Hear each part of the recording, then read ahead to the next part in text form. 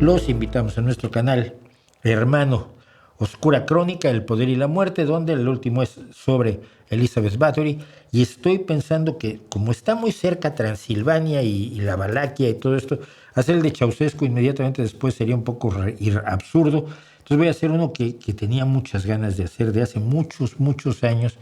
He querido contar la historia del verdugo británico que fue llamado a hacer efectivas las condenas a muerte en los juicios de Nuremberg y en algunos otros juicios sobre crímenes de guerra al final de la Segunda Guerra Mundial, el señor Pierrepoint, o Pierrepoint, que sería originalmente un nombre francés, el puente de piedra, Pierrepoint, o Pierrepoint en inglés, y que es un personaje curiosísimo además era un verdugo contrario a la pena de muerte. Es curioso.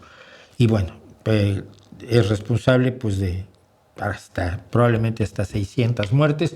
Creo que califica como El Poder y la Muerte porque trabajas a nombre del Estado. ¿Y cuál es tu trabajo? Pues quitarle la vida a las personas a las que el Estado ha decidido que hay que quitarles la vida.